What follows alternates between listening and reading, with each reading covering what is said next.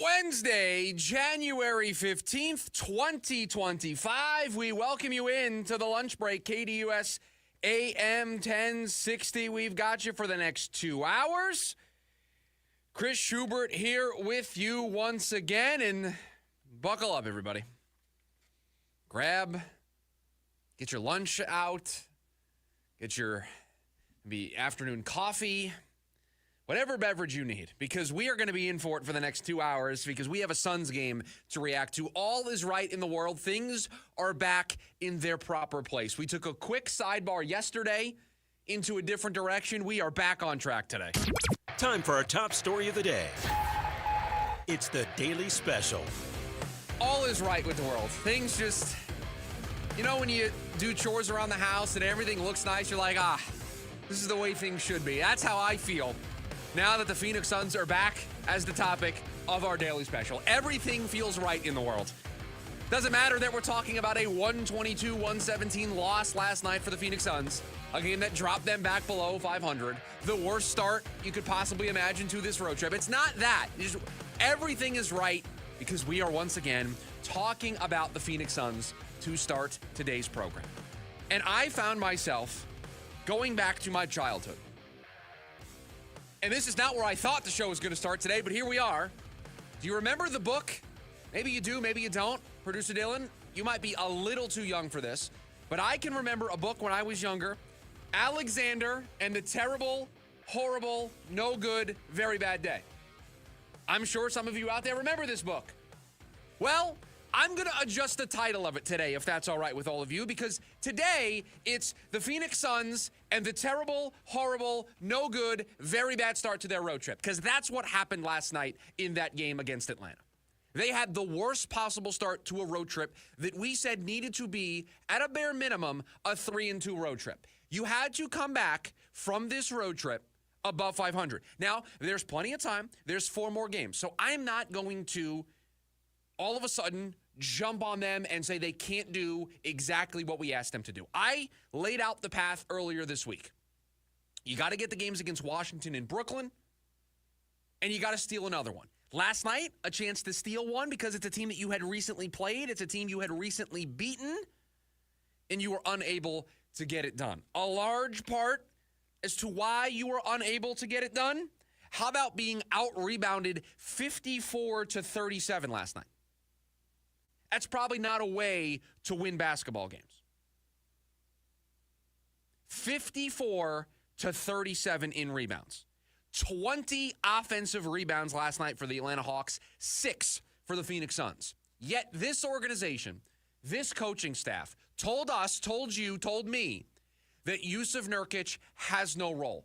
I don't put the illness to the side. Jusuf Nurkic, before he was out with illness, missed 2 games, was completely removed from the lineup for 2 games. You told me by that move, sending him to Mars, that he wasn't good enough for your basketball team, that he was not providing you value for your basketball team. You know what Jusuf Nurkic provides? About 10 rebounds a game. You know what Jusuf Nurkic provides? He provides some size. Mason Plumlee is a fine center. He's 34 years old. He's a veteran. He can't be a starter playing 23 minutes. Can't do it. He got you 5 rebounds last night. Him and Oso combined for 10 rebounds between the two of them. Yet you have a guy who on his own gives you nearly 10 rebounds a game that I know last night was out due to illness, but you before that said wasn't good enough for your basketball team. Would have been nice to have a guy like that in your lineup last night. This team has a rebounding problem. Remember that Memphis loss we talked to everybody about? Remember that Memphis loss at home that was just awful? And that kind of started this runaway train here on this show of the Suns being the topic every single day for what has felt like a month, and it's only been about 2 weeks. Do you remember that game? They were out-rebounded in that game 51-43. Closer, but why do I bring that game up? The Memphis Grizzlies were without 2 of their top rebounders in that game. Last night, a similar thing for the Atlanta Hawks. Yet, they had a guy come off the bench and snag 21 rebounds off the bench. Your 2 centers combined, 10 rebounds. The Hawks had a guy off the bench last night, 21 on his own. You got out-rebounded 54-37. The last time you played Atlanta, you out-rebounded them 42-32. And to make my point even further about the rebounding issues and somebody needing to explain to me why Yusuf Nurkic can at least still be a part of this rotation. And again, I know illness. But he wasn't sick for the Utah game where Utah out-rebounded him 50-38. He didn't have an illness in the Charlotte game where you got out-rebounded 52-39. The Suns have a rebounding problem. The Suns have a big man problem. And the answer isn't a 34-year-old veteran center who's a nice player but isn't suited for this role. This is not Mason Plumlee's best role on this team. It's just not. And it's not time for Oso Ighodaro to be the starting center. So you have two guys on your team that you are rotating through, and neither one of them is suited to be your starting center. Yet your starting center you sent to Mars a week ago. Mars. I get it. He was a -21, a -22, whatever it was in that game. I am very well aware of the limitations that Yusuf Nurkic has. But if you're going to get out-rebounded every night to that tune, you are not going to win a lot of basketball games. You got out-rebounded on the offensive side 20-6. Those are extra possessions you're giving to teams. Those are extra opportunities against, let's face it, a defense for the Phoenix Suns that when you made the decision to change coaches from Frank Vogel to Mike Budenholzer, you basically raised your hands and said, you know what? Defense, not our biggest problem. We have an offensive problem. So when you make that move from Frank Vogel to Mike Budenholzer, you know your defense probably going to take a small step backwards. So defense, not the strong suit of this Suns team, but you're going to give teams chance after chance, extra possession after extra possession, over and over and over again to the tune of 54-37. You are out rebounded. And they didn't have one of their top rebounders in the game last night. Yet they had somebody come off the bench and score 22 points and bring down 21 rebounds. I don't want to be the guy that comes on the radio and just looks at the box score. I never want to be that radio host, but I have to be today. Look at the box score from the Phoenix Suns last night. Just look at where the points came from. You got 35 from Booker. You got 31 from Durant. You got 14 from Ryan Dunn, 11 from Bradley Beal. Those are the only four Suns that were in double figures. Only two of them got over 20, and then you got basically nothing else. You've got two guys last night that carried the load in Durant and Booker, combining for 66 points. You got to 117. Mason Plumlee, 3 points. Tyus Jones, 8 points. Royce O'Neal, 2 points off the bench. Oso, 4 points off the bench. Grayson Allen hit 3 threes, 9 points. That's it. That's all you got. This team has a depth problem. And I pushed back a little bit yesterday. I think we had somebody in the YouTube live stream say this team lacks depth. And I said, that's not really a big problem. You saw it on display last night. There's no scoring off the bench. But hey, Devin Booker scored 30 points again last night. That's what everybody wanted to see, right? Everybody wanted to see Devin Booker come out of his shell. We wanted to see the Devin Booker that was there in the Olympics. So here is a stat for you, everybody. In 2024, the beginning of the season all the way through December 31st, Devin Booker, 7 games in which he scored 30 points or more. So from October through December, 7 times Devin Booker went over 30 points. He's gone over 30 points 4 of the last 5 games. How's it working out? You're getting the Booker that you asked for, that you wanted, that you clamored for. You got it last night. Full display, led the team 35 points. How's it working out? We talked yesterday about how this is allowing us to see the best version of Devin Booker. Here's the other issue. It's not fixing the issues for the Phoenix Suns. It's not changing the end result. It's just giving it a cosmetic facelift. It just looks different, but underneath, it's the same thing. It's like you buy that old car that has a bad engine, and instead of changing the bad engine, you just give it a new coat of paint. That's what the Phoenix Suns have done with all of these moves right now. You still have the same rebounding problem that you've had for weeks. You still have the same scoring problem that you've had for weeks. You're getting more from Devin Booker. Again, I still think you're getting the most you can realistically ask for out of Kevin Durant, and we're going to get into this here on the show today. But you are getting sometimes great, sometimes not so great Bradley Beal under this new configuration. And so, no margin for error moving forward. They don't play tonight. They play again tomorrow. We said 3-2 is what they need to do at a bare minimum on this road trip. And so they've given themselves one more. 4 games to go. You can only drop one more, because if you do anything other than 3-2, if you do anything other than coming back from this road trip above 500, the belief is going to fade, if there is any belief left in this team.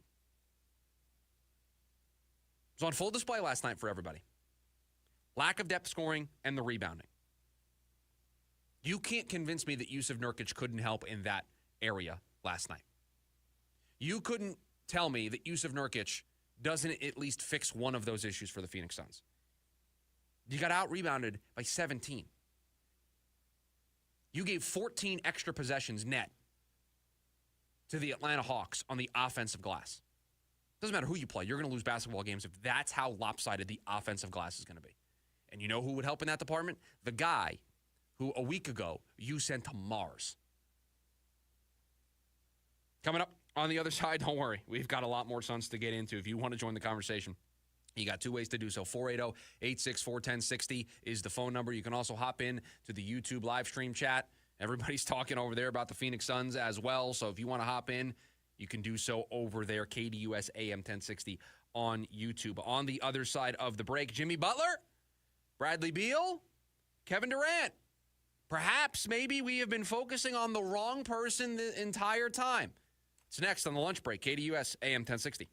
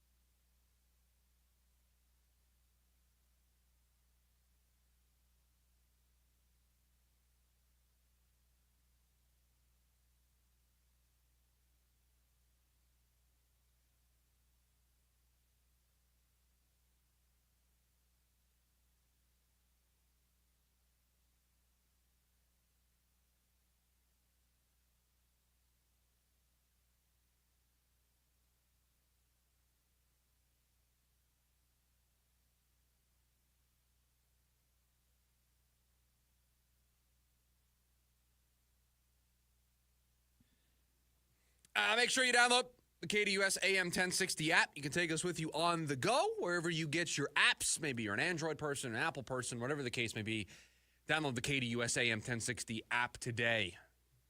Take everything with you on the go. I love this. I love when we can just like an old book on the shelf. You just take it out and you can dust it off after a couple of months. We haven't done this in a little bit, so this is nice. This is gonna feel good to dust some old trade rumors off, right? It's always good to delve back into a trade rumor from a couple of months ago. Well, and this isn't, I think, the first time that we have shared a clip from this podcast. It's been incredibly newsworthy as of late. The Hoop Collective podcast. Brian Windhorst is on this NBA podcast, and here is a cut talking about not the Phoenix Suns, but the Houston Rockets. And a certain name gets invoked.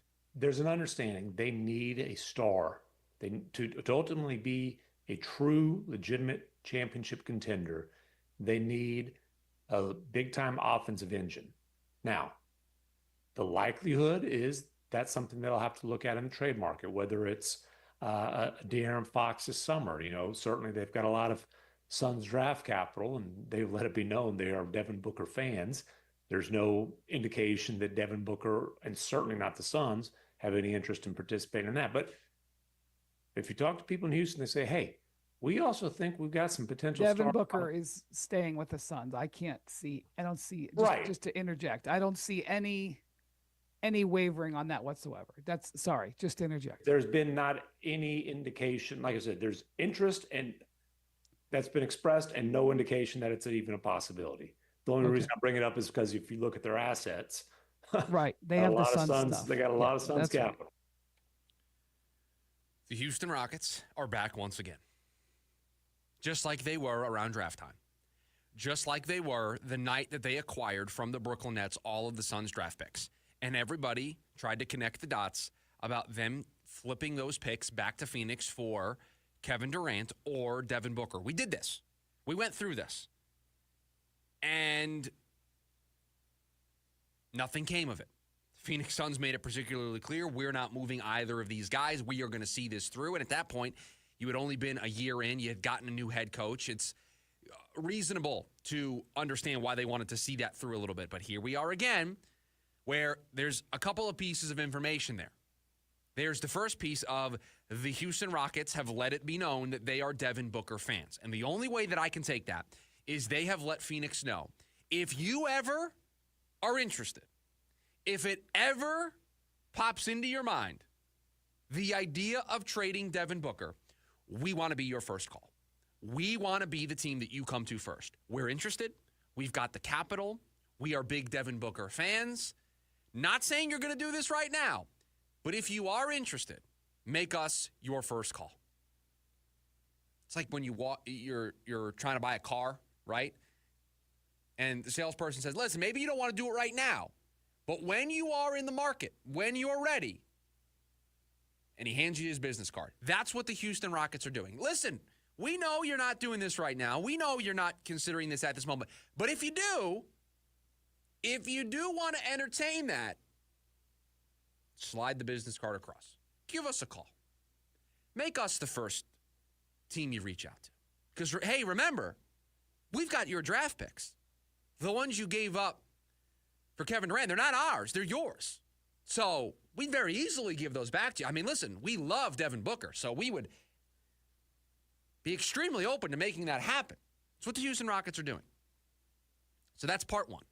But the most important part of that entire clip, and the reason why I wanted to bring it to the show here today, is did you hear how quickly Brian Windhorst shut that down? Shut it down.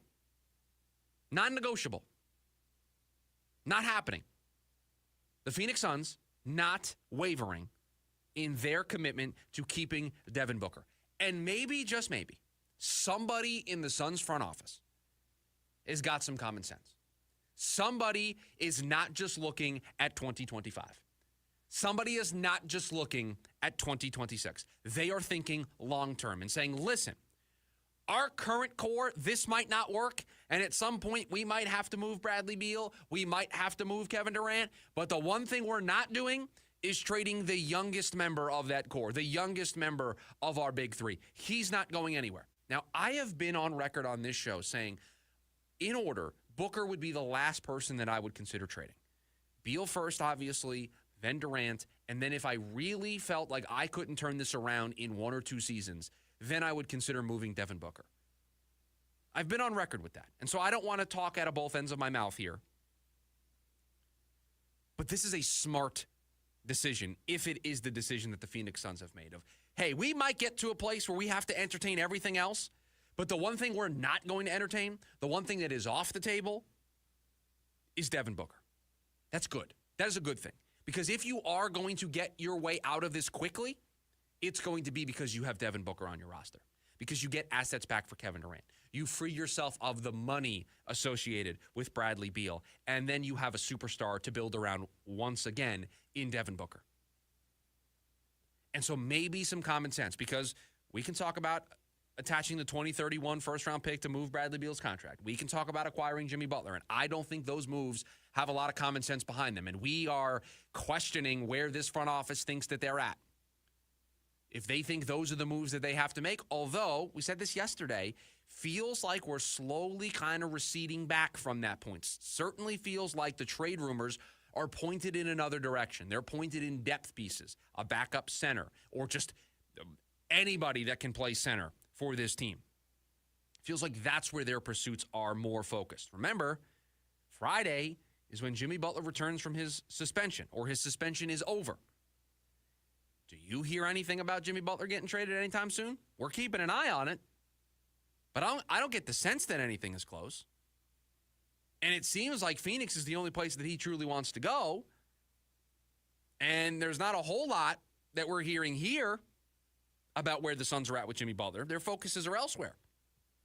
The Nick Richards rumors were popular over the weekend. The focus appears to be elsewhere. So maybe, just maybe, common sense is starting to seep through in the Suns front office of, hold on, wait a minute. We're 19 and 20. Bradley Beal's going to be a year older next year. Kevin Durant's going to be a year older next year. This isn't working right now. Is it going to work next season? Are we sure we want to quadruple down and mortgage our future even further for a quick fix that we don't even know if it's going to be a fix? Think about how different we felt after the 3-game winning streak. We were starting to potentially see the light at the end of the tunnel. We were potentially starting to see this team turn things around, and now we are right back into, here we are again, not believing in this team. It's the ebbs and the flows. It's the roller coaster ride. And so I liked the definitiveness of that clip where Brian Windhorst immediately shuts it down. Devin Booker's not going anywhere. If there is one thing that I feel pretty comfortable about with all of this, it's that Devin Booker is the piece that will stay. You've got Devin Booker, you've got Ryan Dunn, you've got Oso, you've got, if you ever wanted to hit the big red button and reset, you've got 3 pieces. Ryan Dunn and Oso, probably nice role players, bench players. You've got your star in Devin Booker. You get some draft picks back. You can reset pretty quickly. And so that's why you hang on to Devin Booker. So I know the Houston Rockets are letting it be known, and they're having a great season. Houston Rockets are having an awesome season. They might be a little bit ahead of schedule, and they might be a little antsy to try to make something happen. De'Aaron Fox's name's come up. Devin Booker's name we're obviously talking about. So they are a little ahead of the curve.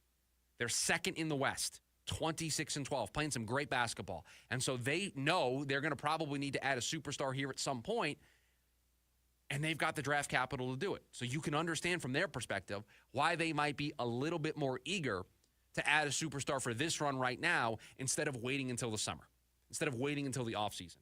You got a team that is second in the West and has a chance to do something special. I don't think their NBA Finals good right now. And this is going to be their first time back in the postseason in a really long time. So you would expect there to be some learning curves in the postseason for this young team. Kind of the reason why you would facilitate bringing in a superstar. Reason why you would go out and try to swing a De'Aaron Fox or swing a Devin Booker. But if the Phoenix Suns want to straddle the line of staying true to this current core, but also keeping the door open for the future to hit the reset button, Devin Booker is the key to both of those. Devin Booker's presence on this roster allows them to kind of straddle the middle, to be on the fence, perhaps. it gives them a chance to see this through while also knowing they have an escape plan. And so Houston might be interested in throwing all the draft picks in the world at the Phoenix Suns. But they might feel they can get draft picks back for Kevin Durant and keep Devin Booker. And so there was definitiveness there in that clip. And so we're focused on Jimmy Butler and Bradley Beal and Kevin Durant. And I saw this story this morning, and I heard the clip. And I went into it because the story I saw was talking about how Houston loved Devin Booker. And I'm like, oh, boy, here we go again. Then I listened to the clip. And I heard Brian Windhorst at the end just completely shut this down, just to completely say, this is off the table. And it just makes so much sense. There is no reason to even consider that right now. No reason to consider that. Despite being 19 and 20, despite being out of the playoffs right now, there is no reason to consider that right now. You want to consider it in the summer? Maybe we can have that conversation. There's no reason to consider that here in January. No reason. And you see that there is at least some level of common sense in the Suns front office of, yeah, maybe we might be interested in trading future draft capital for Jimmy Butler. We might be interested in trading Jimmy Butler. We might be interested in doing all those crazy things. This is the one crazy thing we're not going to do. We're not going to do this crazy move. That is the one crazy move that's off the table. And so if you're looking for long-term hope for the Phoenix Suns, if you're resigned to the fact that there's going to be a reset here at some point, take solace in the fact that it looks like the Suns are going to do the one smart thing and keep the one guy that would help them rebuild this thing pretty quickly on the fly. 480-864-1060 is the phone number if you want to join the conversation. KDUS AM 1060 on YouTube as well. And we've got more Suns. Listen, they are the top story of the day. They started this road trip. They are at a crossroads. It is a make or break it month. We've outlined this for you all month long. Here we are at around the midway point of the month, almost near the midway point of the season. This is it. And the reason why we focus on it so strongly here is at some point, their path is going to be decided for them. And if it is a team that is not in the playoff race, then there are some big boy conversations that this team has to have. And there are big boy conversations that we have to have here on this show. And so that's why they are going to be the big focus here the rest of this week, next week, and at least for the foreseeable future. Coming up on the other side, obviously it feels different this year. How truly different is it? That's next in the lunch break. KDUS AM 1060.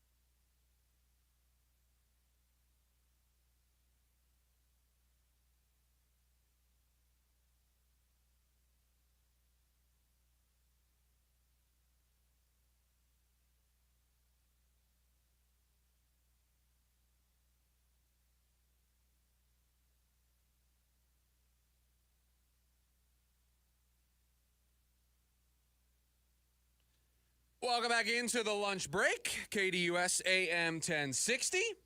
Appreciate you being here on the Wednesday edition of the program. A lot of Suns. I promise at some point we'll get into some Cardinals. I promise. I've got a couple things on the Cardinals here for you, but the Suns are going to be the big talking point. And I will tell you, I did the homework this morning. I decided to do the deep dive. I looked into this, and this is a nice opportunity. We're about to get to the midway point of the season for the Phoenix Suns. We're about to cross over 41 games and be at the midway point. Right now, as it stands, I mentioned this in the last segment, 19-20, outside of everything. Not just outside of the top 6, they're outside of everything. Below 500, and a half game behind the Sacramento Kings and San Antonio Spurs, who hold the last 2 spots, the 9 and 10 seeds in the Western Conference. So they're outside of everything right now. And so I did the homework. Okay, January 15th, 2025. They sit 19-20 through 39 games, and they are outside of the playoffs.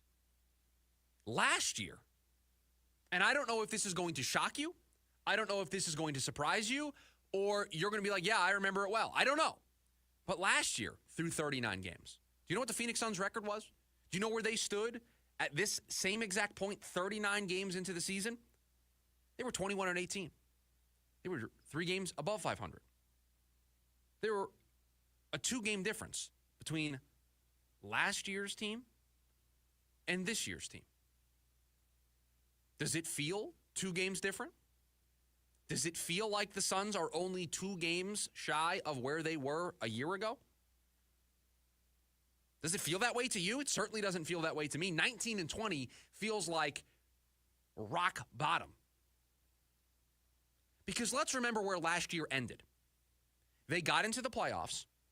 They avoided the play-in game. That was the play-in tournament, That was their big thing down the stretch, is they weren't playing their best basketball. Let's call it what it is. They were not a top upper echelon team in the Western Conference. They weren't. They were battling it out to avoid the play-in tournament. They did that. They got in there. They didn't have to mess around in the play-in tournament and get knocked out playing 1 or 2 games. And they got into the first round, and they got swept. That's how last year ended. And so that bad taste in everybody's mouth through the second half, through the end of the season, only being the 6th seed, then getting swept in the first round, but then they make the coaching change, and they add the depth, and they do everything that they're supposed to do. And the expectations, while maybe they weren't what they were at the beginning of last year, which was, hey, you should be at the top of the Western Conference. You should be competing for the 1, 2, or 3 seeds, because that's what we thought this team was going to be last year. It's why being the 6th seed was a disappointment. This year was different. It was okay. You made the change of coach. You added the depth pieces. You got a point guard. You're sticking with this big 3. Just get into the playoffs and go further than you did a year ago. We talked about it being redemption, right? Redemption. They can finish higher than they did a year ago. They can win in the first round. They can avoid being getting swept in the first round. They can at least move and progress further than they did a year ago. And then that would at least make us feel a little bit better about keeping this core together because, okay, you got swept in the first round. You made it further the next year. The coaching change worked. The depth that you added worked. Okay, this might still have some life. There might still be some legs to this. Redemption, the word we used over and over and over again at the start of the season. And now, we sit here on January 15th with lesser expectations than we had a year ago. And for the second straight year, they are missing those expectations. But they are missing lower expectations, which is why this probably hurts more. It's why probably you didn't think that they were only 2 games worse than they were at this point last year. Because remember, they I don't want to say great, but they were good in the second half. They're 19-20 right now, below 500. I told you I did the homework. I found the point last season that they were 500, the latest into the year. And do you know when that was?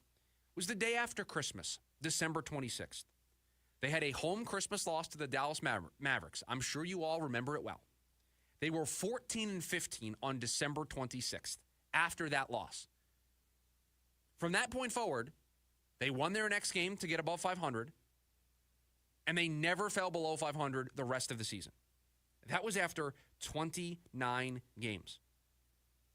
We're an extra 10 games into the season, and they are still below 500. And another, basically, eighth of the season further along, and this team is below 500. It's why I keep saying the margin for error doesn't exist. There it is. They were below 500 on December 26th. Their next game they won, and they never got below 500 after that. That was 29 games into the season. We are 30 games into the season, 39 games into the season, excuse me, and this team is below 500. And right now, they ping pong back and forth between 500, below 500, above 500, below 500, 500, back and forth, back and forth. I don't see the daylight opening up for this team and them going on that run. They had that brief stint over the weekend, 3 in a row, 4 of their last 5. That felt like they were starting to break out of it. Only a 2-game difference from where this team was a year ago. And yet it feels so much more. The difference feels so much more. Why? Expectations.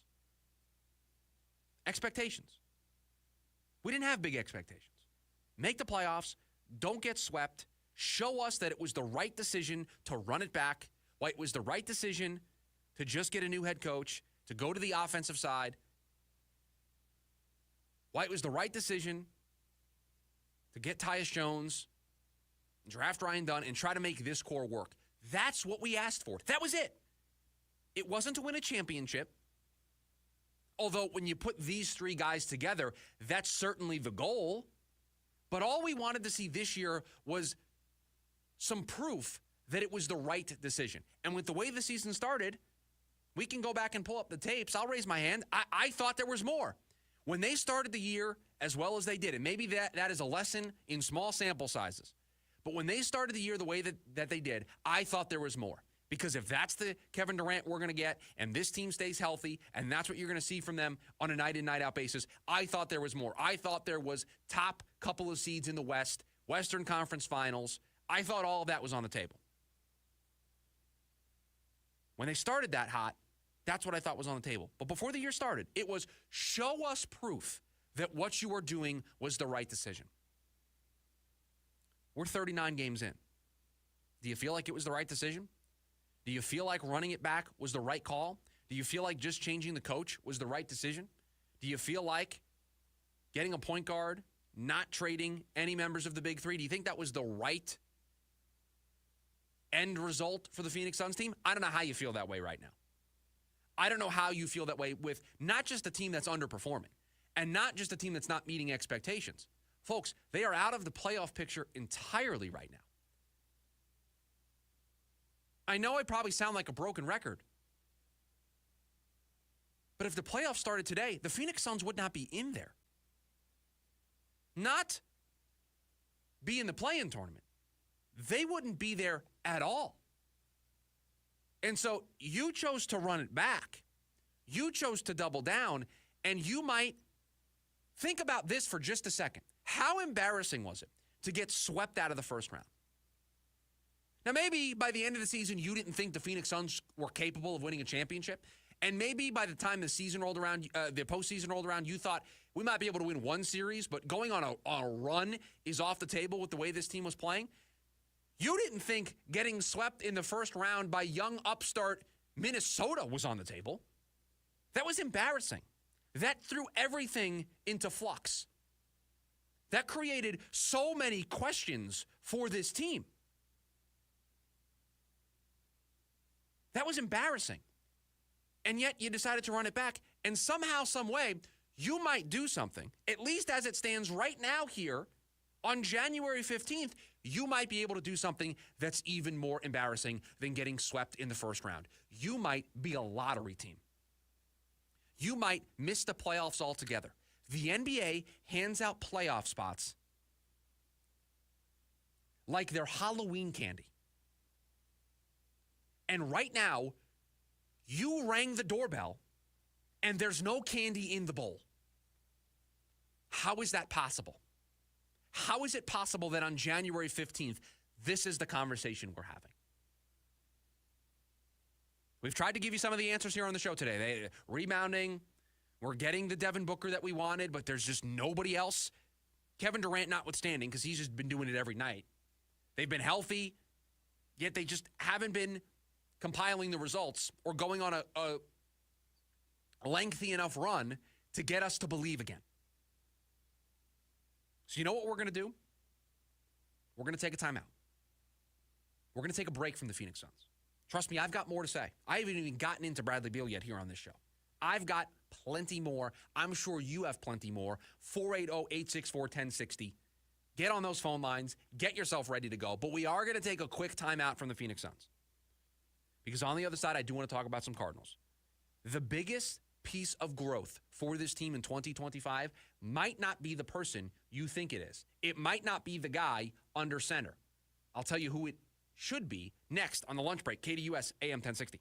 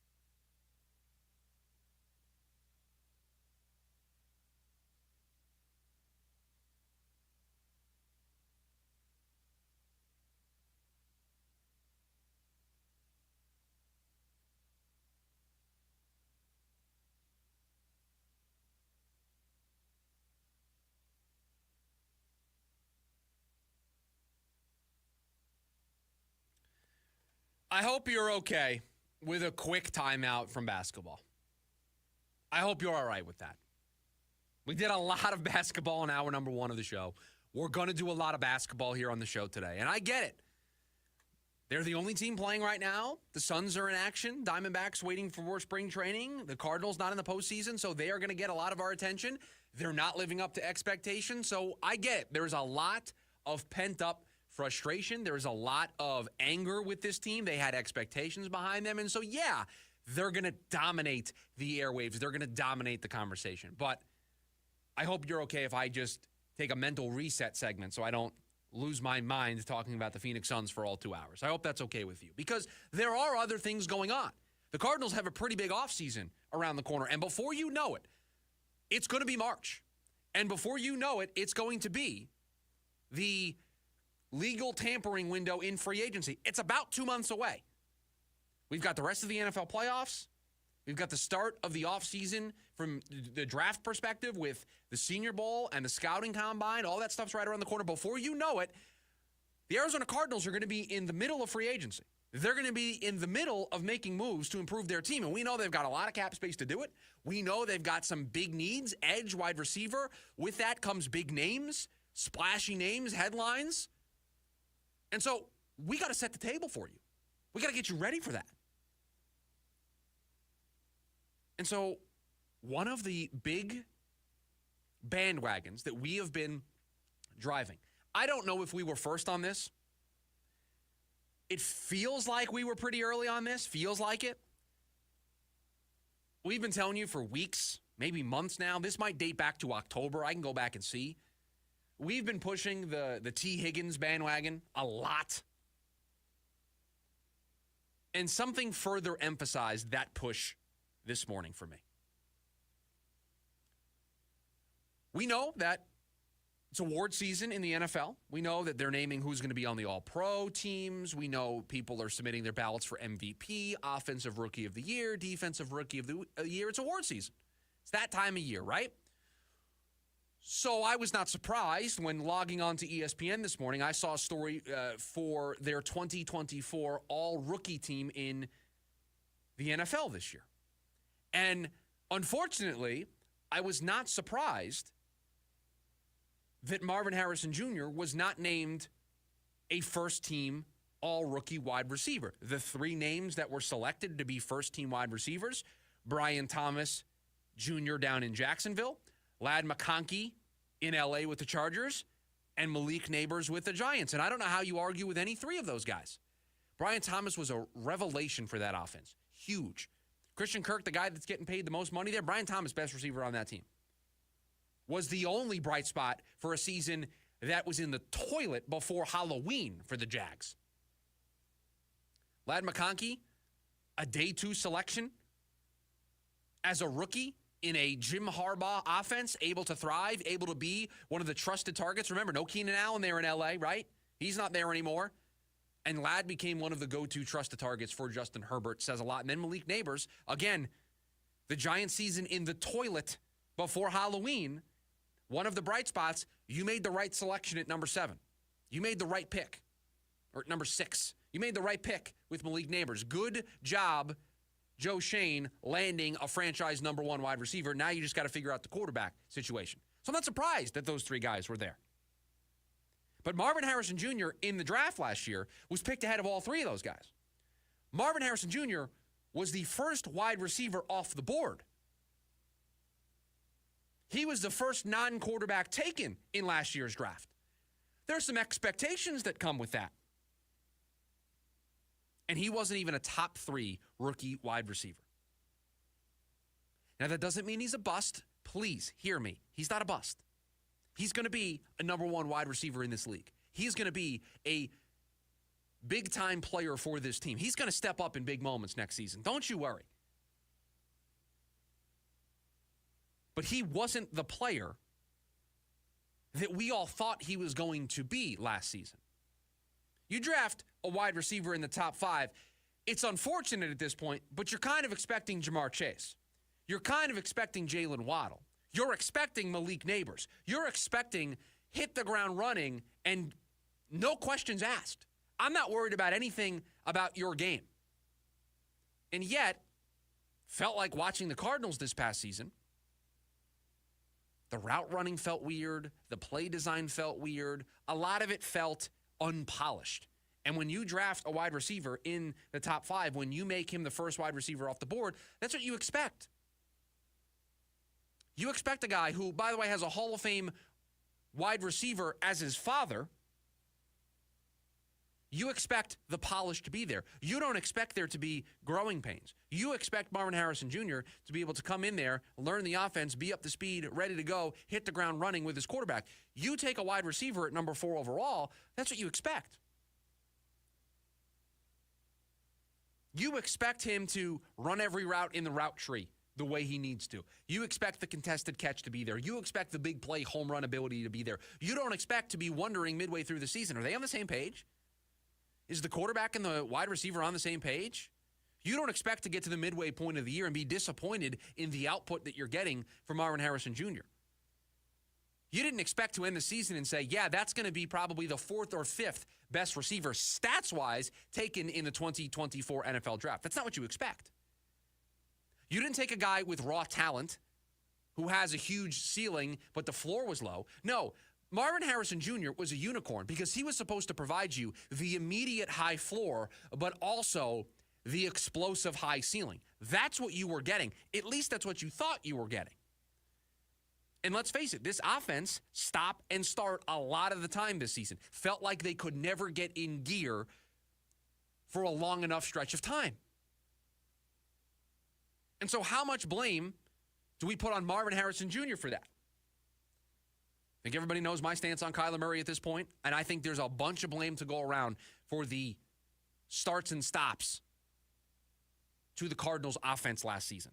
And the guy under center, because he's the quarterback, because he's the leader, because he's getting paid the big bucks, he's going to get a lot of the blame. Marvin Harrison Jr. also should get some of that blame.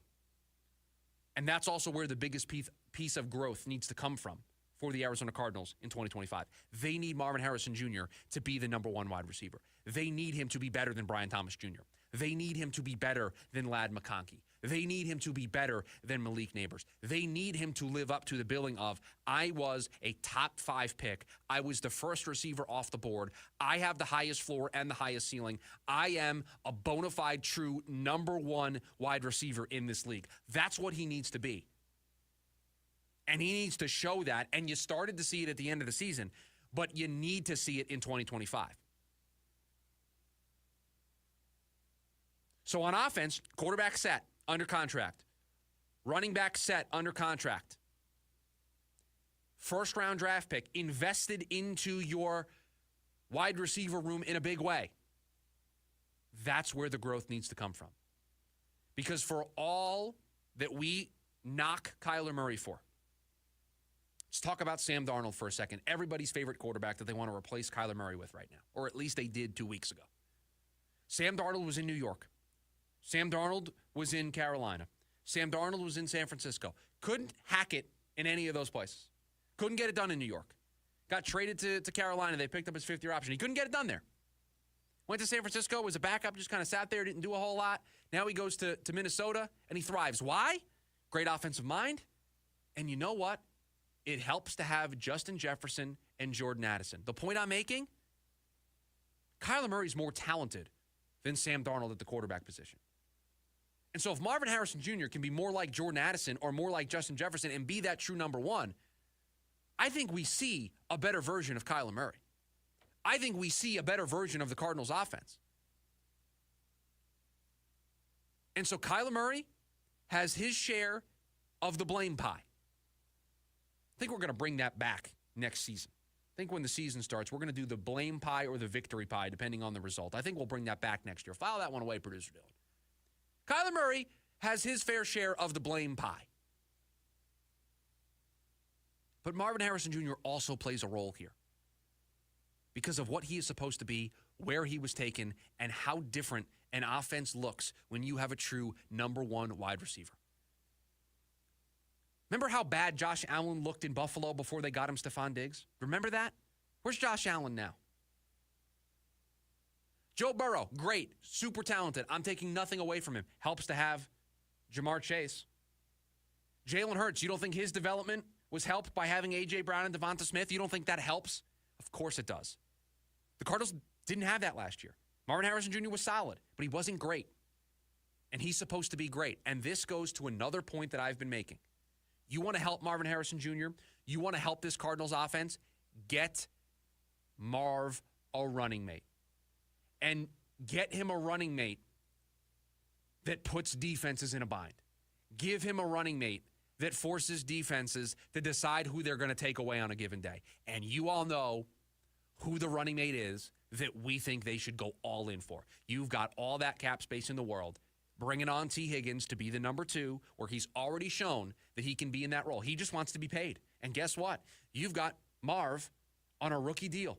You've got your quarterback locked in. You don't have to worry about paying your quarterback. You've got all this cap space. It is for moves like this because you know what? It helps your wide receiver room overall, but it also helps Marvin Harrison Jr. And I just laid out the case to you. as to why Marvin Harrison Jr. is going to be so important for the 2025 Arizona Cardinals. Because that's the secret sauce. That's the missing link for this team. Sam Darnold was seeing ghosts in New York. Couldn't get it done in Carolina. He gets to Minnesota, and he has a great offensive mind that draws up plays for him and plays to his strengths, and he has wide receivers that he can get the ball to. The Cardinals and Kyler Murray have half of that equation. Drew Petzing, I think, is a solid offensive mind. And when this offense works the way that it is supposed to, it can look really good. The other half of that is you need that number one wide receiver. So invest in your future by adding T. Higgins and double down in your belief and development in Marvin Harrison Jr. Because you get those two guys going, and now you've got something. Hour number one of the program in the books. We are back into the Suns at the top of the hour. The move has been great for Devin Booker. For Bradley Beal, well, that's a mixed bag. Next, the lunch break, KDUS AM 1060.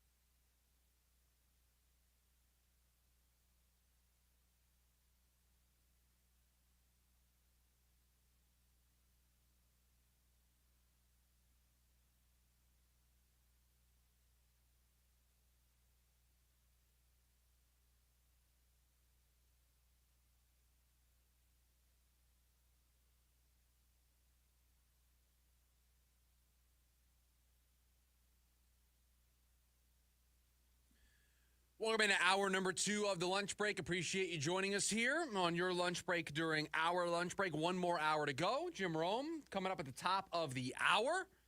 Start your drive home with the Jim Rome Show. Now here on KDUS AM 1060. It was a brief timeout. I didn't get much reprieve. The corporate suits are requiring me to get back into Phoenix Suns talk. No, that's not true. It's just there's a lot to unpack with the Phoenix Suns and what has been going on with them lately, and specifically from that game last night, a 122-117 loss to the Atlanta Hawks. Trae Young dropped 43. The Suns really got scoring from two members of their big three. 30 spots from both Kevin Durant and Devin Booker. Booker leading the way with 35, but not good enough as they fell, dropped below 500, and now through 39 games, 2 games away from the midway point of the season, they are back below 500, outside of the playoff window. And it was another night in which we saw Bradley Beal come off the bench. I told you I did a lot of homework this morning. These are the game logs for Bradley Beal since the move to the bench, which started back when they played Philadelphia. Was that last Monday that started? He scored 25 points in a win against Philadelphia in 30 minutes. Then 10 points in the loss at Charlotte in 31 minutes. 25 points in the win against Atlanta, 33 minutes. 12 points in the win against Utah, 31 minutes. 15 points in the win against Charlotte, 35 minutes. And then last night, 11 points in a loss against Atlanta, 28 minutes. I know he rolled an ankle during last night's game as well. Do you see what I see in those numbers? 25, 10, 25, 12, 15, 11. Do you see it?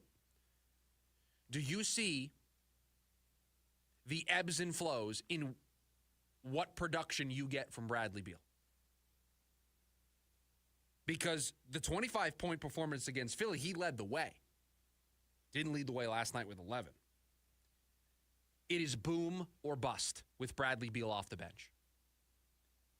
He's either the key cog that he's supposed to be, leading the way with 25 points, or, let's face it, he's a non-entity. You're paying Bradley Beal $50-something million a year. He can't be a non-entity. He can't come off the bench and give you nothing.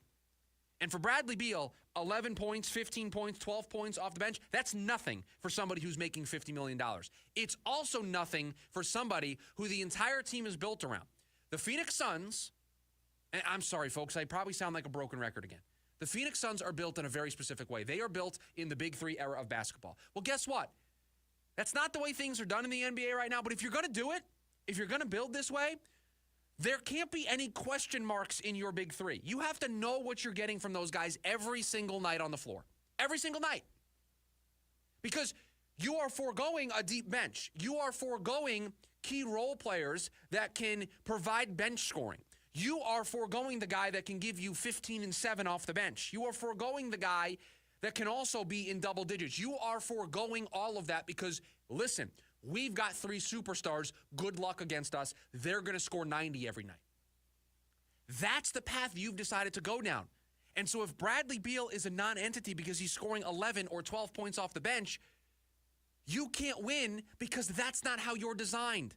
You don't have somebody else on the team that can step up and make up that scoring. Go look at the box score from last night, everybody. Find it. Find me the person, find me the player that is going to make up the scoring that you should get from Bradley Beal as a member of the Big Three. We have said that the Phoenix Suns are doing something that is not commonplace in the NBA anymore. But if you're going to do it, you got to do that the right way. You can't try to be half in, half out. You can't have a Big Three and then move a member of the Big Three to the bench. It's why we asked if this was sustainable. And it's not. Bradley Beal can't give you 11 points off the bench. He can't give you 15 points off the bench. He can't give you 12 points off the bench against Utah. He can't do it. If that's all you're going to get, I know you might be able to beat Utah, one of the worst teams in the NBA. You might be able to beat Charlotte, one of the worst teams in the NBA. You might be able to get away with it. You can't do that in the playoffs. Now, you got to get there first. You're on the outside looking in right now. But this doesn't work. It can't be boom or bust. It can't be key cog or non-entity. It can't be lead the way or 11 points off the bench. It can't be that dramatic of a swing. There's no consistency in that. And if they're going to find consistency in Bradley Beal's role off the bench, then he needs to find an even level. And maybe it's not 25 to 30. Maybe he settles in at around 18 to 19 points. But then Mike Budenholzer has to construct this rotation and put somebody else in a position to make up those points. It's got to come from somebody. The big three scored 70 last night. It wasn't enough. They're going to need to be in the 80s and 90s as a big three. They're going to have to be. If they want to win enough basketball games to get into the postseason, that's where they're going to have to live. And credit to Bradley Beal, because he has accepted this role. And I know we played you the cuts of him kind of being half in, half out. But overall, he hasn't caused any problems with this. He hasn't requested out. He hasn't been an issue, hasn't been a bad teammate. So credit where credit is due to Bradley Beal. But I don't think this works. I don't think you are constructed to be able to do this. And the reason why this isn't working is because you bring Bradley Beal off the bench, and now he has to find a flow. He's not in the game from the word go, and so he gets off to some slow starts. He maybe takes a little bit to find his rhythm shooting. Well, if he's coming off the bench and he's coming into the game midway through the first quarter, or however Budenholzer wants to do it on a given night, depending on where the Suns are in that game, they might be down. They might need to go on a run. And if Bradley Beal is slow and he needs some time to get into the flow of the game, that lead might grow for the opposing team. And now you're out of it before you even had a chance. So this isn't going to work. The Phoenix Suns are built in what wasn't a unique way, but is a unique way. They've got three superstars. And those three superstars have to carry the majority of the workload. They have to provide a lot of the scoring. And you are arbitrarily taking one of those three players and you're moving him to the bench because you think it's going to help Devin Booker out. You think it's going to help your bench out. You think it's going to help your rotations out. You think that this is the solution we need to go to right now. I think it was out of desperation. I think it's because you had nothing else left. You didn't have anything else you could try. So this is what you're trying. And it worked in that first game against Philly. And overall, they've won more. They are 4-2 since they've done this. So I can't necessarily argue with the results, but you played Utah and Charlotte. You played Philly, who's a mess. You didn't play Cleveland.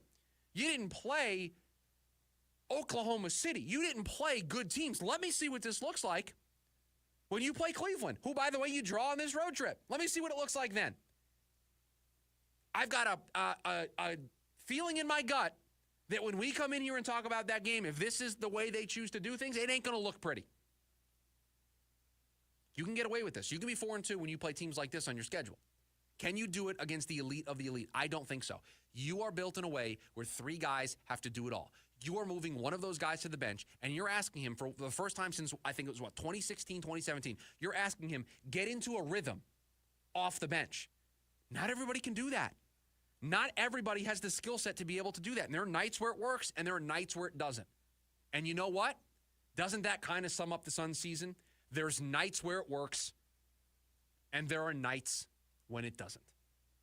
And that's how you get to being 19-20 through 39 games. That's how you get to a place where you're out of the playoffs on January 15th. That's how you get to a place where people are searching around for the answer. Jimmy Butler, Nick Richards, trading Bradley Beal. They're searching for answers because sometimes it's great and sometimes it's not. And when it's not, it's really, really frustrating. And I think the more important part is when it's great, there are still the signs of it being bad. So it's not something that you can buy into. And so they're 4-2 since the move to the bench. And there have been games where it has worked. That first game, 25 points leading the way. I get it. I know when it looks great and it works, they can win basketball games. But I want to see what it looks like, Bradley Beal off the bench, when they play some good teams. Their two losses was that bad loss to Charlotte and Atlanta on the road since they moved Bradley Beal to the bench. Well, we know what's coming up for this team because we've talked about it at length here on the show. It's Washington up next. I have told you, and trust me, tomorrow I'm going to say it over and over and over again. Can't lose tomorrow night. Can't lose. Then you get Detroit and Cleveland, two teams that are good. Cleveland, excellent. There's your test. And then when you come home, Minnesota's in there. Golden State's in there, who's in a playoff spot. The Clippers are in there. You got Oklahoma City. Denver's coming up here pretty soon. Okay. Let's see what this looks like when that stretch happens. Let's see. Show me something. Show me that this is going to work then. Right now, not a buyer. I'm not buying what you're selling. I don't think with the way this team is designed, you can take somebody that you are going to count on as much as this team counts on Bradley Beal, you traded for him to be the final piece of this puzzle. You did not trade for him and pay him $50 million to be a bench player that sometimes is awesome and sometimes isn't. This is not a shot at Bradley Beal.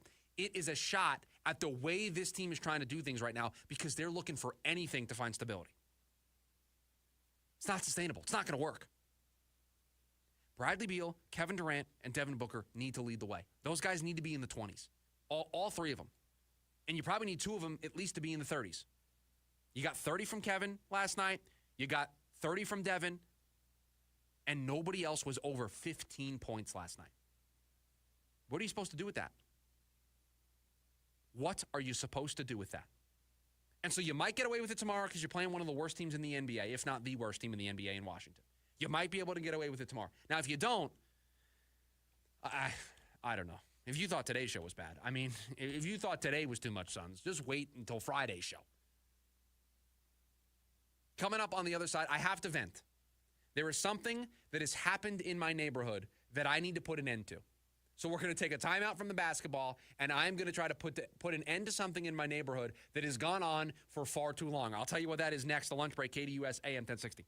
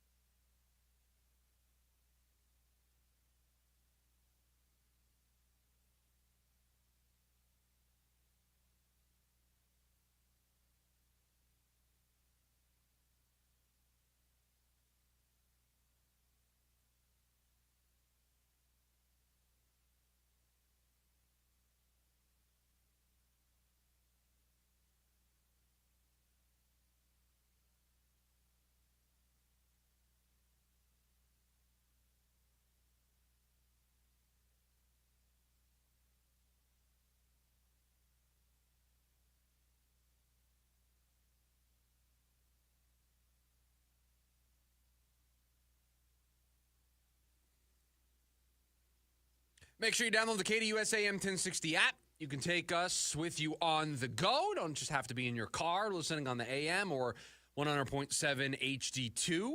On the HD side of things, you got the KDUS AM 1060 app. Super easy. You download the app, you register, you press play, boom, you're there. You're listening to all of your favorites here on KDUS AM 1060. I am normally not this guy. And so, producer Dylan, you're the guardrails on this, okay? You need to keep us in bounds here. And you need to tell me if I'm being the old man on the lawn, okay? That's the framework that I'm putting on this. So I think I've shared on this show before, and it's one of my favorite things outside of being able to do this show, probably my favorite thing in life right now. I get to coach my daughter's softball team 2 times a week. We're out there a couple of hours. It was cold last night. We had practice last night. We're out there. We're working hard. We're getting better. We got a tournament coming up here in a couple of weeks. We're getting ready. Driving home, and in the town that I live, there was a local business, and I didn't see this at the time in past nights that I've driven home, but I noticed this last night. This business had still up a wreath that said Merry Christmas and had lights going. Now, again, I'm normally not this guy. I am somebody who likes to just let people have their fun. I don't like to step on anybody's toes. If you're having fun and it's not bothering me, I'm good. This is, I think, a bridge too far.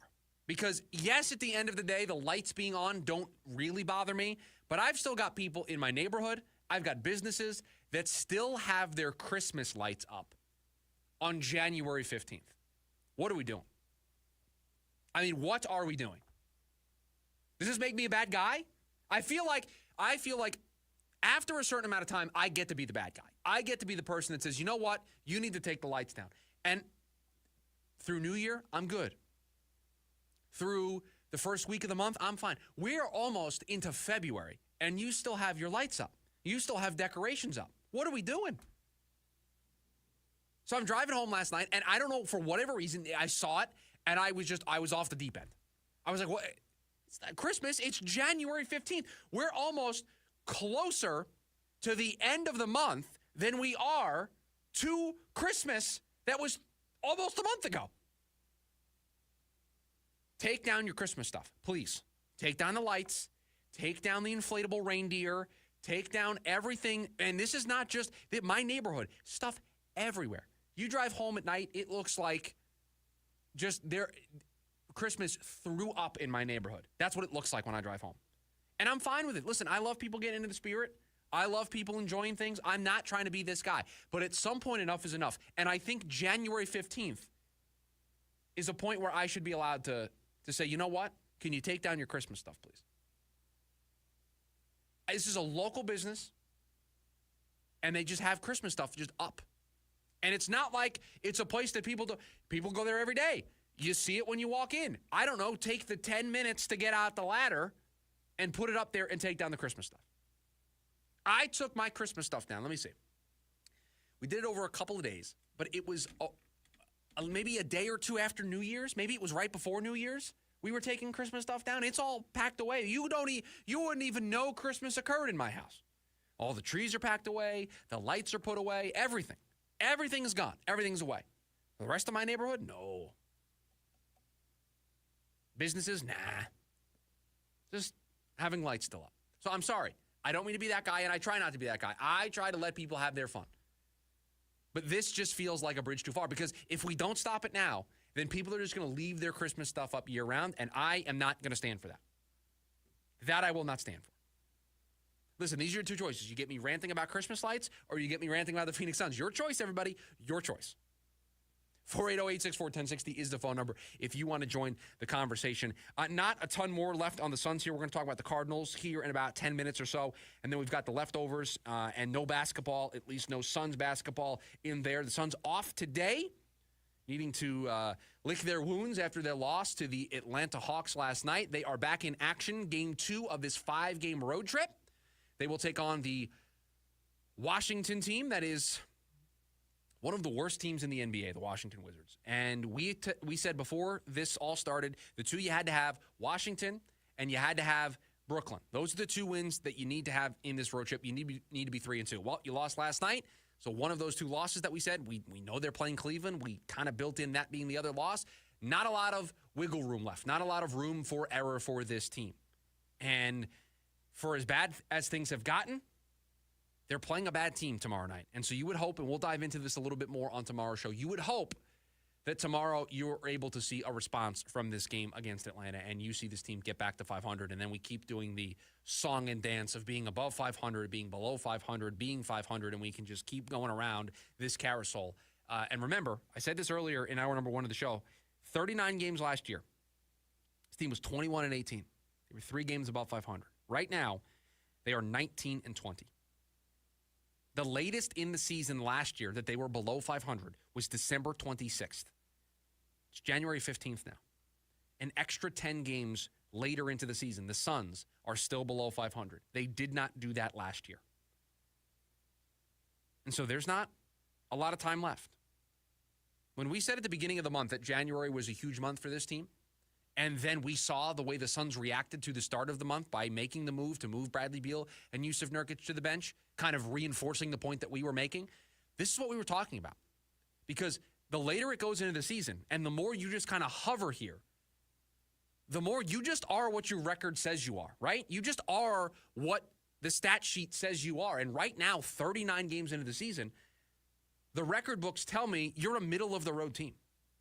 You're not terrible. You're not great. You're kind of good. But you're just middle of the road. And that's not what this team is supposed to be. That's not what this team can be.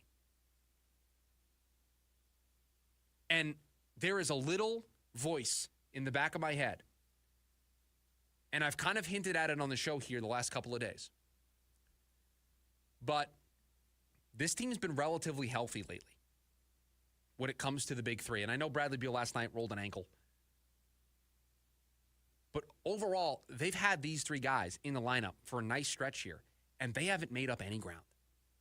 Doesn't that concern you a little bit if you're a Suns fan? Aren't you a little concerned of, okay, this is the stretch where we have everybody and we're not really making ground up. If they miss a member of the big 3, if somebody does miss some time, how bad is this going to get? Are we going to be completely out of things by the time March rolls around? By the time we get to the middle of February? And so when you have all 3 members of the big 3 healthy, when you have the schedule the way that it is, you got to start making ground up. You're running out of time. We're almost at the midway point of the season. I can't keep looking at stretches of games and saying, no. It's not the last 10-game stretch. It's this 10-game stretch where the season is. And that's why we made a blanket statement at the beginning of the year. January. This is it. At the end of January, you're either going to have made up the ground and shown us something to make us believe, or you're going to either completely fall apart or you're going to stay status quo, and that's going to be enough for us. It's going to be enough for you. It's going to be enough for me. We're going to know. We're going to know what this team is and what this team isn't. We're halfway through. I'll pull up the schedule, see how many more games we have just in the month of January left for this team. This is the month. They have to make up ground now. They have to be back in a playoff spot by the end of this month. And so we mentioned the rest of this road trip. At Washington, at Detroit, at Cleveland, at Brooklyn. Those 4 games. And then it's Washington, L.A., Minnesota, Golden State. It's 8 games. They have 8 games left in January. 8 games left to salvage their season. 8 games left to put the train back on the tracks. And I don't need you to win all 8. I don't need you to go 7-1. I just need you to get to a place where you're holding on to a playoff spot. You can make the necessary moves that you want to make. Tweaks, minor adjustments to this roster, and then see it through. That's what I need to see. You did not start the road trip well last night. Everything that you earned from the 3-game winning streak of beating Atlanta, beating Utah, beating Charlotte, evaporated with that loss last night. Because just when there are, I don't know how many of you are left. I don't know how many of you are left still riding with this team. It's got to be tough if you are, though. It's got to be tough to look at that 3-game winning streak and look at everybody and say, see? What I tell you. Not time to give up on this team yet. They're talented. They're good. Look what they just did. Look at this. They're playing Atlanta again, who they've already beaten. Washington isn't any good. Brooklyn isn't any good. They get Washington again when they get home. This is great. And then Last night happens where you get out-rebounded 54-37. You get out-rebounded 20-6 on the offensive side. 14 net extra possessions for the Atlanta Hawks in that game last night. 20 times, the Hawks were able to rebound the basketball offensively and able to reset. The Suns did it 6 times. So 14 more times, Atlanta got to take another attempt. Another chance to put points on the scoreboard. This team is broken, man. Team is broken. And I don't know what fixes it because Devin Booker is starting to come out of his shell. 7 games through 2024, the beginning of the season through the end of the year, that he had 30-plus points. He's had 4 in his last 5 games, and yet the Suns, again, making up 0 ground in the standings. They are on the outside of the playoff picture. And so maybe Yusuf Nurkic is just done here. Maybe the illness, he's just going to stay away from the team, and that's it. But you probably could have used his rebounding last night. You probably didn't need to send him to Mars when you did because Mason Plumlee, nice player, veteran, not a starting center in the league at this stage of his career. Can't do it. You got 10 rebounds combined from your 2 centers last night. Nurkic averages around 10 rebounds a game. That's what you've taken away from your team. And don't give me illness because you did it for 2 games before the illness popped up.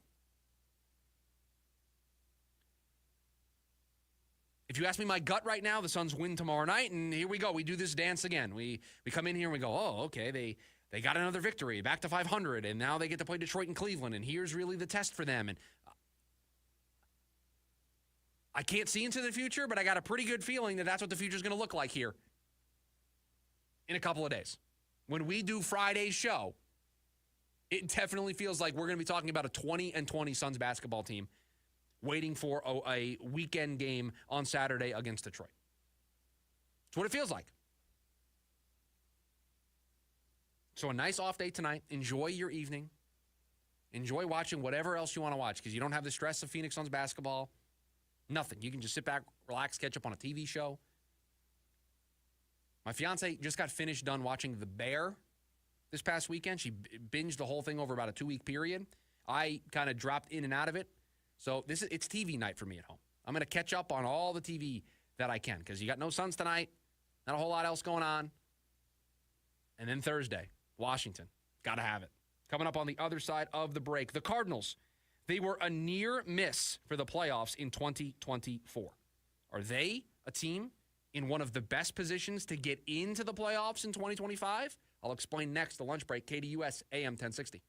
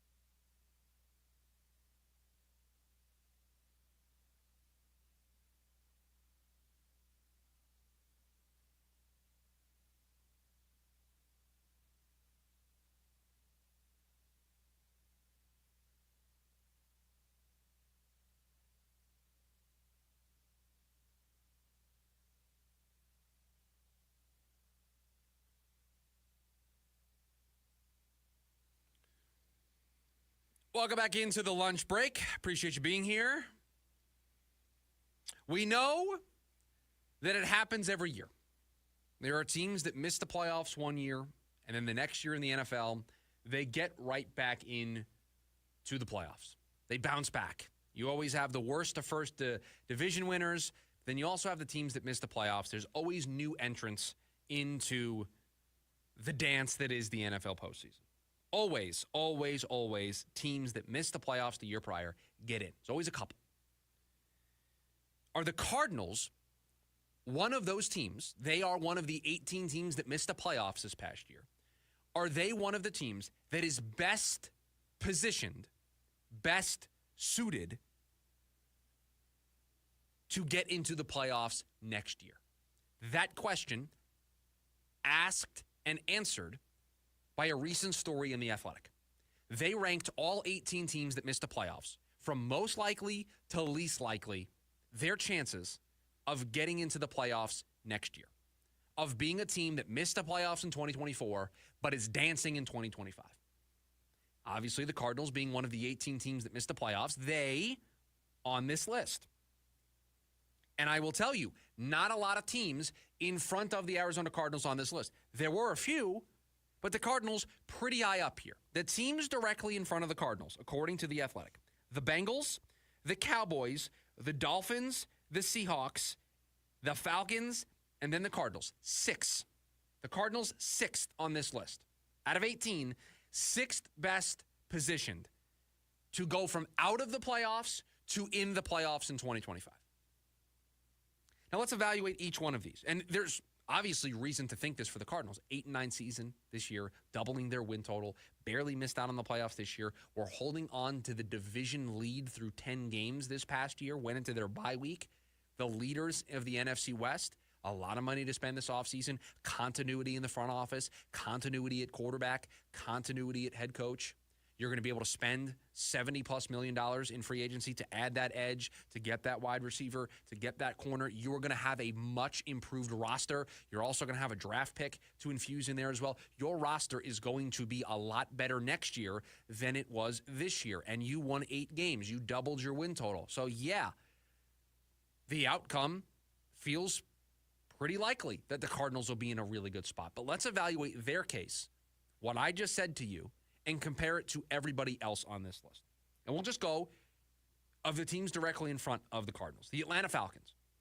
You mean to tell me that you think it's more likely? Now, if your argument is because of the division, fine, so be it. I can't really counter that argument. You play in a division that the Saints are getting a new head coach. Carolina, while they were pretty good in the second half last year, still didn't win a ton of games. And the Bucs got into the playoffs last week of the season with a win. Won 10 games, but they were a quick exit. Again, I think there's a ceiling on what they're able to do. They might be a really solid regular season team. They might be able to really take care of the division and win the division. But when it comes to playing on the same level as the Lions, the Eagles, they are not in that caliber. So if you want to say that that's the reason why the Falcons are in front, fine. But you can't tell me it's because the Falcons are more talented. Michael Penix going to get his first full season as the quarterback there. I don't know. Were you super impressed with what you saw down the stretch from Michael Penix when he took over from Kirk Cousins? I certainly wasn't. I certainly didn't see a quarterback that was going to be able to lead that team to double-digit wins, winning a division. I saw an older quarterback prospect that had all the flaws that I thought he had in the pre-draft process. Everything's got to go right. It's got to be in structure. Doesn't have a ton of mobility. So talent-wise, better quarterbacks with Atlanta. I like the coaching staff, the better quarterbacks in Arizona, better coaching staff in Arizona. I like a lot more about what the Cardinals bring to the table than I do the Falcons. So they're in front of them on this list, not on mine. Cross them off. The Seahawks. And they won more games than the Cardinals did this year. They beat them both times they played. So I'm not really sure what type of fight I'm going to be able to put up with here. New offensive coordinator. One of the things that I think many thought held the Seahawks back is you had a first-time offensive coordinator calling plays there in Seattle, so you're making a change there. You're maybe going to try to go with somebody that's more established. You know what the defense is going to give you. Geno Smith hit a bunch of his incentives, had a really nice year. He's not the reason why they didn't make the playoffs. Just an offensive identity crisis, I think. Didn't really have the flow that they wanted. So you bring in a veteran offensive coordinator there in Seattle. You have a defensive-minded head coach who had that defense playing good. They won double-digit games last year. I'm okay with keeping the Seahawks in front of the Cardinals. You got to prove it to me. Kyler, you got to prove it to me, Arizona. You lost them both times this past year. You had it right there in front of you. Silver platter. Beat Seattle one of the two times, and maybe it's a different story. And you didn't. You laid an egg in both games. You went up to Seattle and put up your worst offensive performance of the year, despite a game that the Seattle Seahawks were trying to leave you in. They were trying to hand it to you. And then you come home in the rubber match, the rematch, the chance to get even, the chance to salvage your season, and Kyler Murray has one of the worst first halves I've seen him have, throws 2 really bad interceptions. That's it. That's what you had. So you can't tell me that the Seattle Seahawks shouldn't be in front of the Arizona Cardinals. So they're going to stay there. 3 more teams: Dolphins, Cowboys, Bengals. The Dolphins. Well, it can't be because of the division. The Buffalo Bills have that on lock. Is it because the AFC path to the playoffs is easier? I don't think so. Is it because of the quarterback? Can't be because of that. Can't be because of a quarterback who doesn't finish a full season. A coach that is making the same mistakes over and over and over again, doesn't seem to be learning from his mistakes. Tyreek Hill might not be back next season. What is your reasoning for saying that the Miami Dolphins should be in front of the Arizona Cardinals on this list? In fact, if we're taking the division off the table, and I know the Cardinals have a tougher path to winning their division than the Dolphins do, really just one team standing in their way, the Buffalo Bills. If we take that off the table, wild card, much easier for the Cardinals than it is for the Dolphins. Did you see the teams that made the playoffs? Denver's is probably not going anywhere. The Chargers aren't going anywhere. The Steelers, okay, but they still won double-digit games. So, no, crossing them off. The Cowboys. You mean to tell me, in a division that already has the Philadelphia Eagles, who are the 2 seed, that already has the Washington Commanders, who you might not say they're a 12-win football team, but Jaden Daniels, Dan Quinn, Cliff Kingsbury, unless he gets a job head coaching somewhere, that's not going anywhere anytime soon. They're going to be a problem next year. You think Jaden Daniels, now maybe Jaden Daniels has a C.J. Stroud-like sophomore season. It's possible. But you mean to tell me that Washington and Philadelphia are going anywhere? So you're now 3rd in your division. You just got rid of your head coach. Your quarterback is another year older, coming off of an injury. We're going to get to this in the leftovers. You got your star defensive player not necessarily on board with what you did at head coach. You've got a roster that's all over the place. No, thank you. I'll take the Cardinals over the Cowboys as well. And the last team, the Bengals. And yeah, Bengals almost made the playoffs at the end of the year. They were hot at the end of the season. They have the quarterback, Joe Burrow, greater than sign Kyler Murray. And as long as you have Joe Burrow, you're going to have a chance. And that division, the Browns have taken a big step backwards. I think the Steelers are going to take a step backwards. So it's Baltimore and Cincinnati, and Cincinnati's won that division in the past. They are the team that has been in the playoffs. They were in the playoffs last year, so they have a track record of being there. This just feels like a blip on the radar. They got off to a slow start, and it was too slow of a start. They couldn't recover from it. And as long as you have Joe Burrow as your quarterback, I'm going to say okay. So 2 of the teams, I think, are better suited than the Cardinals. That's it. The Cardinals have a really nice chance to make the playoffs next year after missing it this year. They won 8 games. They doubled their win total. They're going to invest a ton of resources into their team this season. This roster next year is going to be the best roster we've seen the Cardinals have in maybe half a decade.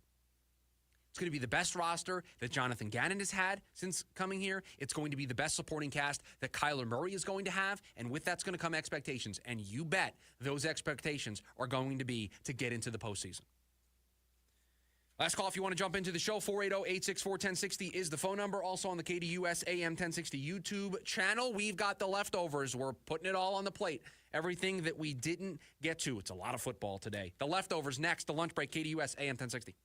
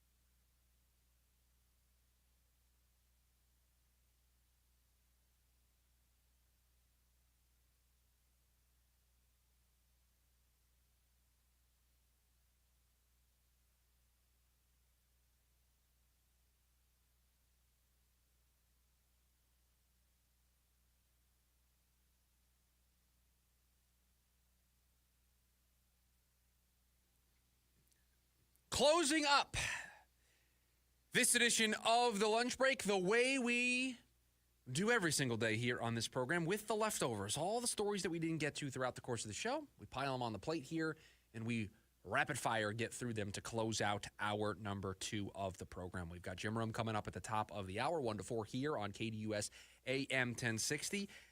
Did a lot of Suns today, so we're going to take a break from the basketball. I've got a lot of football for you here, and let's start with what I think is becoming one of the more fascinating stories in the entire offseason for the NFL, and that is the team that has recently emerged into the head coaching search. That team being the Dallas Cowboys, choosing to not come to terms to a deal with Mike McCarthy, allowing him out of his deal. The exclusive window, negotiation-wise, came and went. They're parting ways. McCarthy set to interview with the Chicago Bears.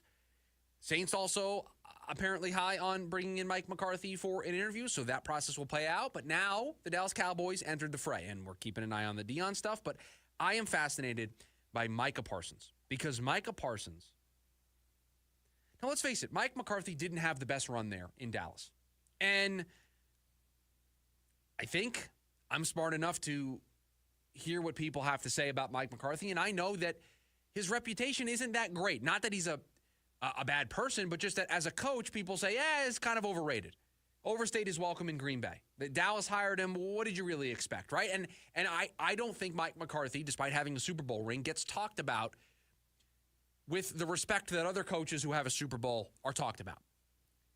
And I think because of that, people are somewhat surprised when you see somebody like Micah Parsons, pass rusher for the Cowboys, say that the move to move on from Mike McCarthy is devastating. Here's the quote Parsons gave on his podcast, The Edge. Quote, "I'm obviously very sad because of the relationships we had with Coach McCarthy and everything he's done for our program. 3 straight 12-5 seasons, playoff appearances, and obviously an unfortunate year due to injuries. It is devastating. Coach Mike is a great father, great coach, one of the most winningest coaches. He's always been good to us as a unit, coaches, players. Losing a great coach like Mike hurts." End quote. Parsons went on to call it a complete reset. It's going to be a complete reset. Now Parsons isn't now at odds with Jerry Jones and Cowboys brass. He said that he trusts Jerry Jones in finding the next head coach, and this is tough. You see that the players there in Dallas maybe didn't want to change. Maybe saw this season for what it was. You lost your quarterback to an injury. What do you expect? You pay a guy $60 million a season to be your quarterback, and you lose him for a majority of the season. What are you supposed to do? Take Josh Allen off of Buffalo. Take Joe Burrow out of Cincinnati. Take Lamar Jackson out of Baltimore. Are they firing their head coach in the offseason? No. And Mike McCarthy had a pretty good track record there. And it feels as though maybe those players in that building, maybe those players in that locker room, not necessarily on board with this move. But there's trust in who they bring in, and we will file this one away and keep an eye on it. I have 2 more football stories, and I need somebody to explain something to me, okay? And I've been on record with this before, but I need somebody to sit across from me in this room. You know what? Not even that. I'll take it back. I'll just take somebody on the phone from the league office, okay? We don't need somebody to fly all the way out here and sit down. It'd be great. I need somebody from the NFL office to explain the process to me in which they decide which teams play in these international showcase games. Last year, we started the year, Brazil, Eagles, Packers, right? That's how the year started. We had the just instant classic between the Panthers and the Giants in Munich, Germany. We have all the London games, all that, right?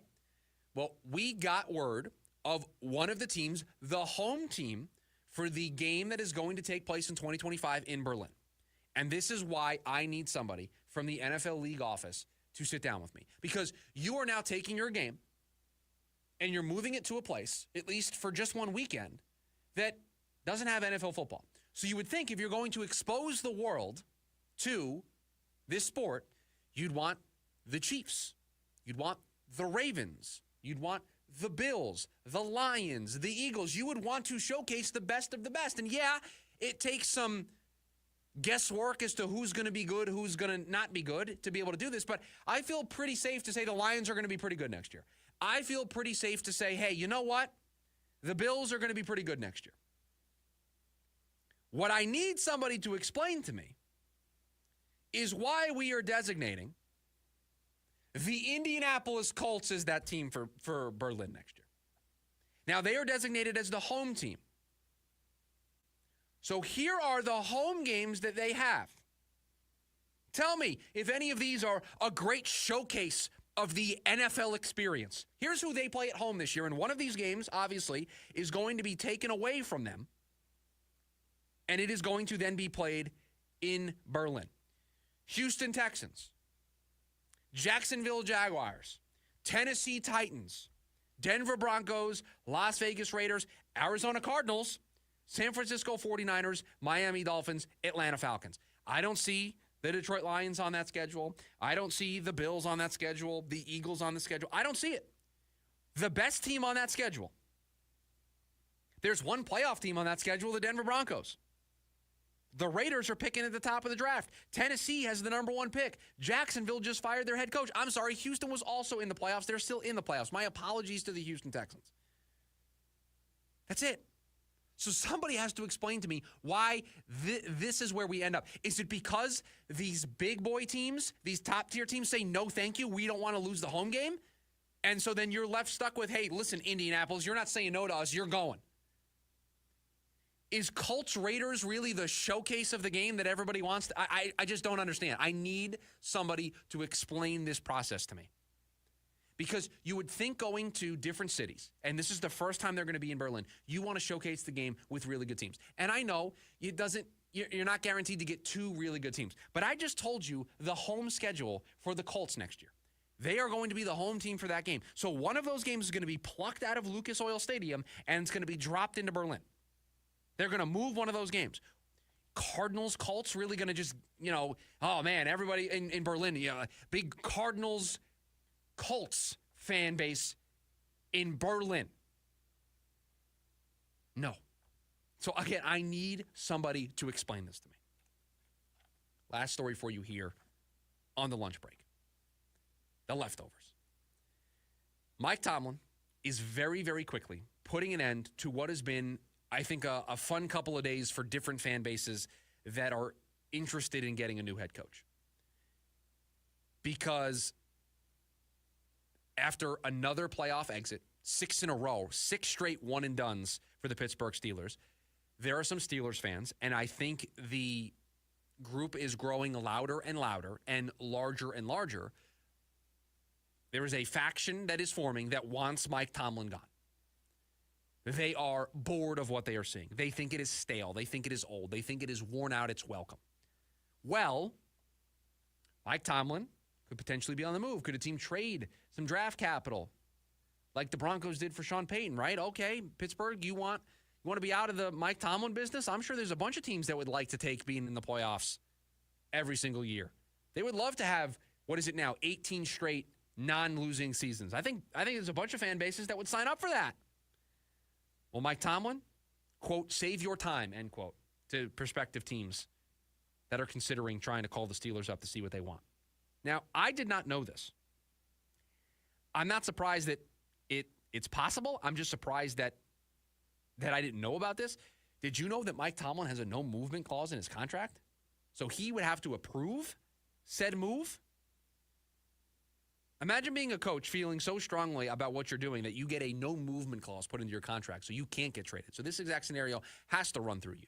So if the Steelers did come to a place where they said, yeah, this is stale, we do want to move on, but we don't want to just fire Mike Tomlin. He's been great. How can we fire a guy who's gone to the playoffs as much as he has? And you come to a place of going to him and saying, yeah, we'd like to move you. And now all of the cards are on Mike Tomlin's side of the argument where he can say, I'm going to go where I want to go. That's a nice negotiating job by Mike Tomlin's agent. And trust me, if you're the Saints, wouldn't you at least call? If you're the Jets, wouldn't you at least call? I know there are people in Pittsburgh, obviously, that think it's stale.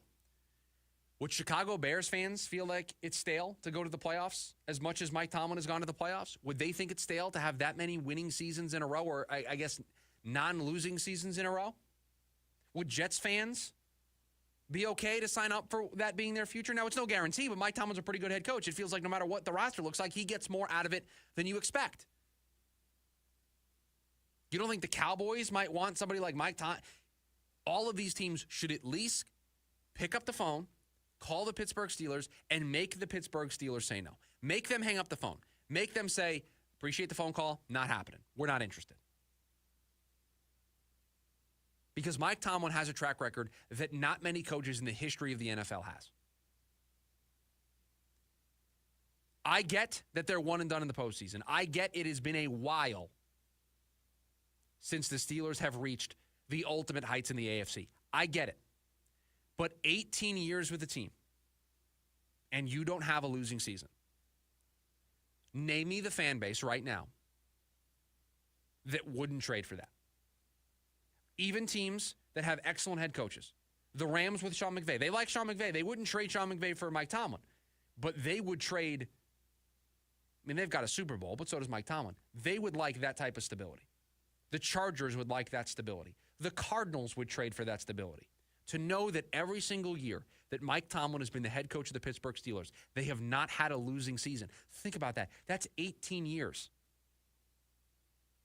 There are kids that were born that are now going to college that are Steelers fans that have never seen their team have a losing season. Is that enough perspective for you? So I would pick up the phone. I would make the phone call. I would make the Pittsburgh Steelers tell me no. You know what? I appreciate the heads up, Mike Tomlin. I appreciate the heads up to say, hey, save your time. You know what? I'll waste the 5 minutes to pick up the phone and call. I'm good. That's 5 minutes worth it, even if it's a no, just to make sure. Just to make sure that Pittsburgh isn't even just slightly considering it. I'd make that phone call. Oh, another great show in the books. Appreciate you all being here. If you missed anything, make sure you podcast the show. Just search The Lunch Break wherever you get your podcasts. Producer Dylan, appreciate you for all that you do. We are out of here. Jim Rome coming up next. Everybody, make it a great rest of your Wednesday. We'll talk to you tomorrow. See ya.